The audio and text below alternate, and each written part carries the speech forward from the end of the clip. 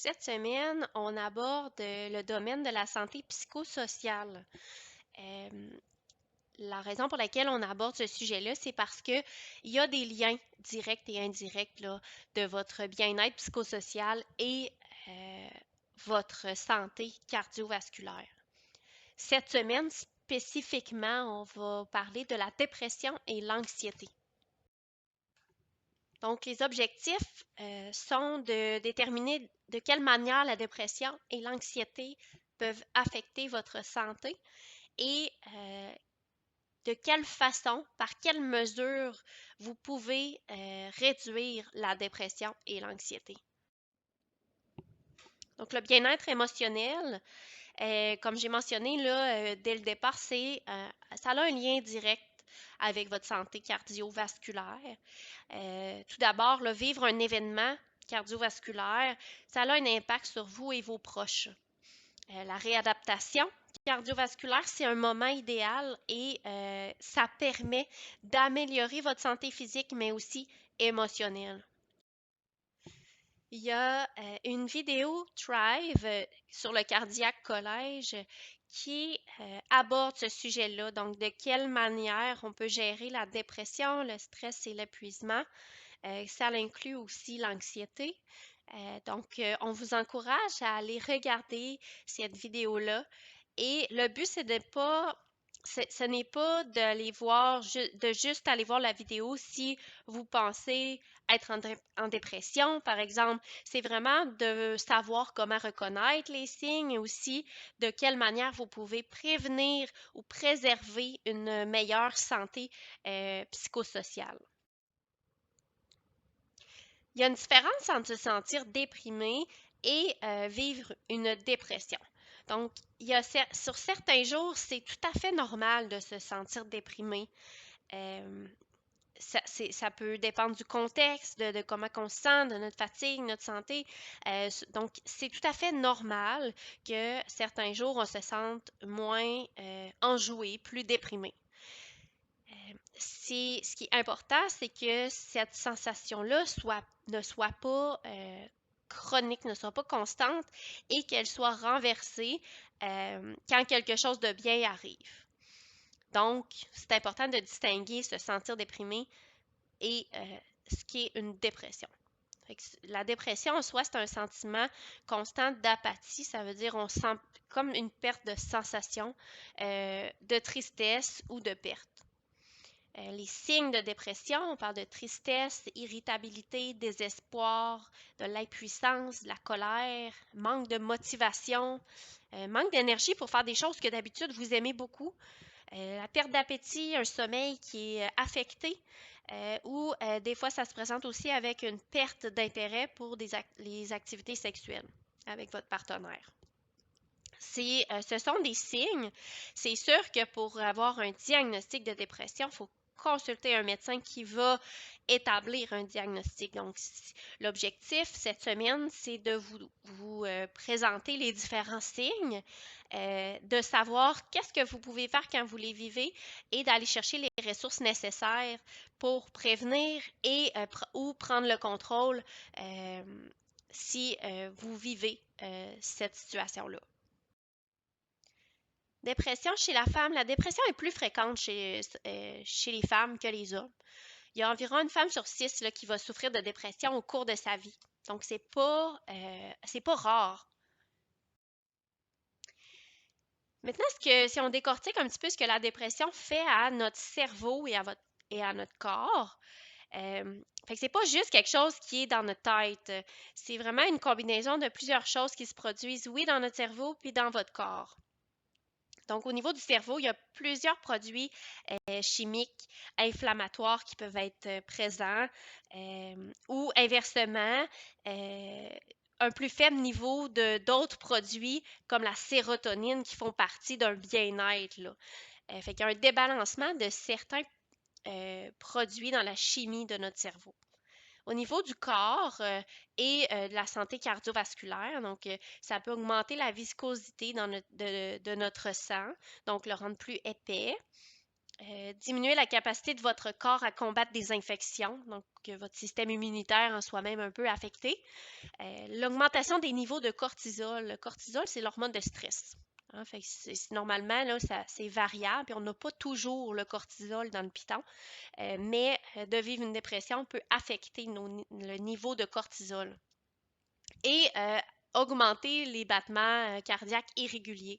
Donc, c'est sûr que si on a un débalancement de certaines hormones comme du cortisol, ben, ça peut affecter le rythme de votre cœur.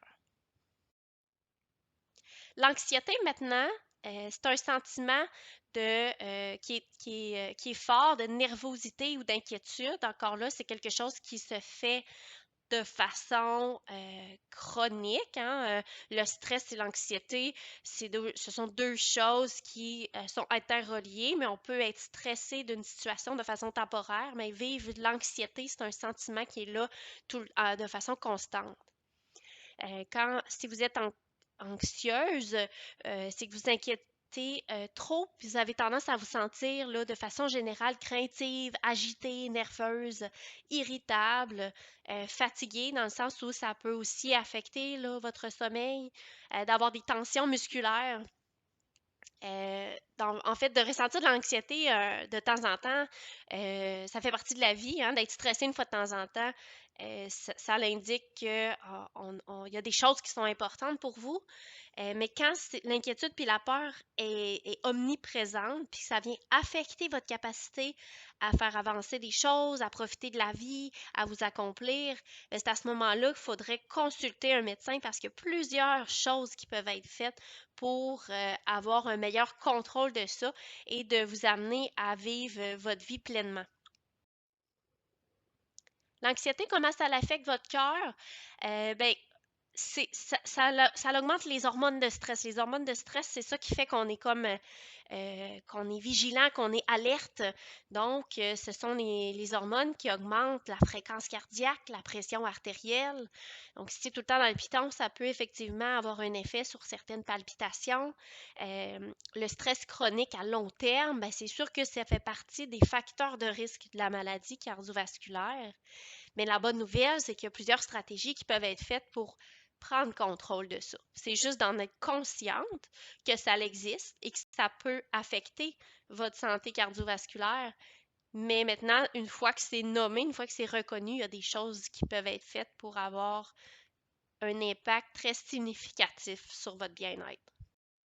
Le traitement de la dépression et l'anxiété est faite sous plusieurs domaines. Donc, tout d'abord, la thérapie cognitivo-comportementale ou autre thérapie qui fonctionne pour vous. Il y a certains médicaments qui peuvent vous aider à éteindre le feu puis à prendre un meilleur contrôle, donc qui fait partie du traitement de la dépression-anxiété. C'est important de travailler avec votre médecin pour trouver les meilleures stratégies qui conviennent le mieux à vous. Et sachez que même si vous débutez une thérapie, les recommandations sont de poursuivre là, le traitement médical qui est débuté parce que les études démontrent là, que les gens vont ressentir de meilleurs résultats quand ils reçoivent une combinaison de la thérapie et des médicaments. Mais sachez encore là que ce sont des indications très générales et que de travailler là, de façon personnalisée avec votre équipe de soins, c'est la clé. Donc, l'exercice a un impact significatif pour la prévention et la prise en charge des symptômes dépressifs et d'anxiété.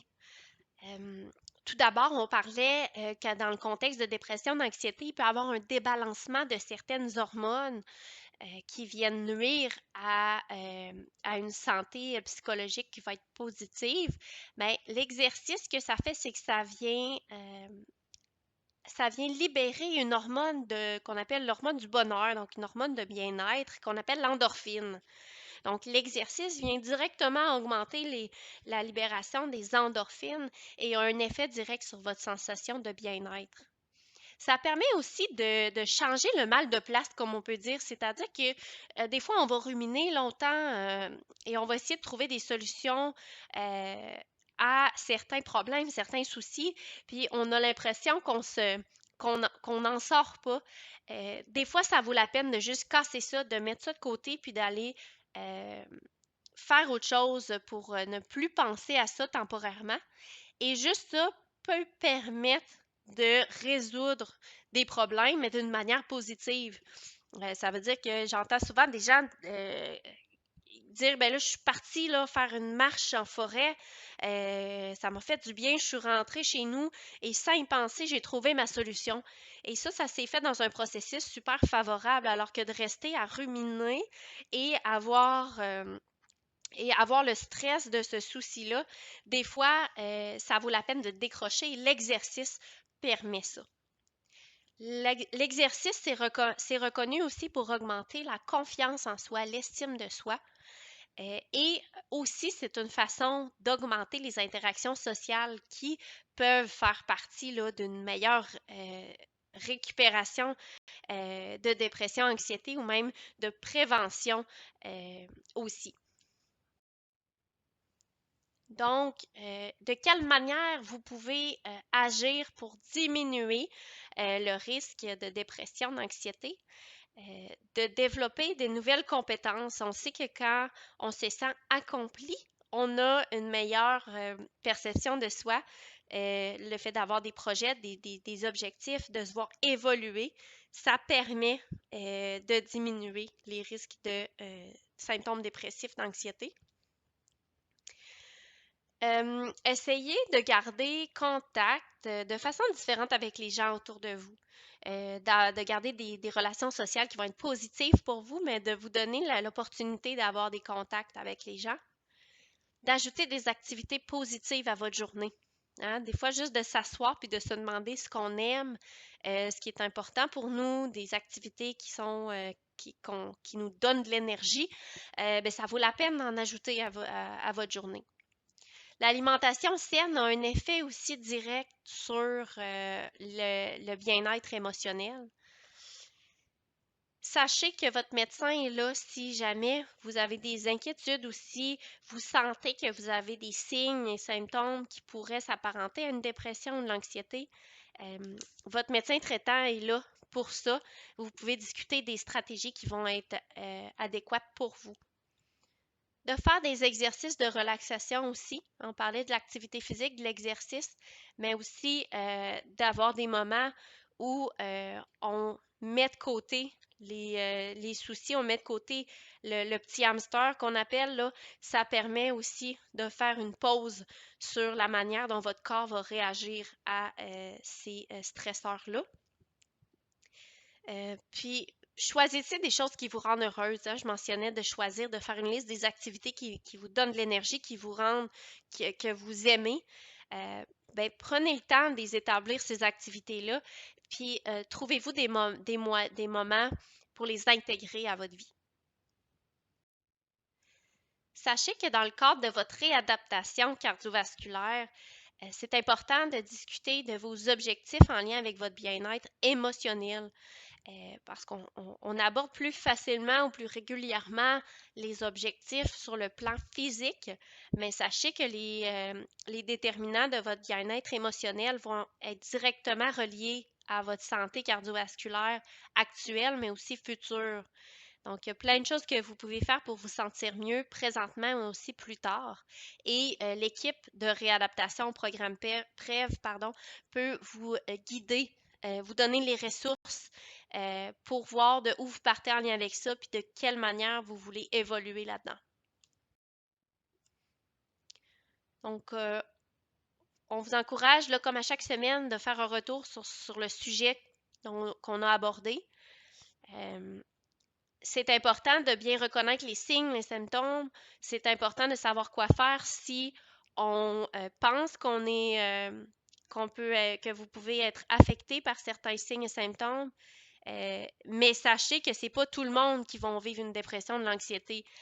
C'est juste un sujet qui est super important parce que c'est pas rare, c'est fréquent surtout après un événement cardiovasculaire et qu'il y a plusieurs stratégies, plusieurs choses qui peuvent être faites pour améliorer cet aspect-là. Et en termes de prévention aussi, parce qu'on a mentionné qu'il y avait une fréquence d'une femme sur 6 qui pouvait dans leur vie avoir vivre une dépression, de l'anxiété. Mais agir en prévention, ça a un effet puissant aussi. Donc, revisez ces notions-là, puis identifiez les choses comme habituellement qui vous interpellent plus, que vous n'êtes pas certaine. Assurez-vous là, d'identifier vos besoins puis d'en parler à votre équipe de réadaptation pour qu'on puisse vous guider là, individuellement dans votre processus.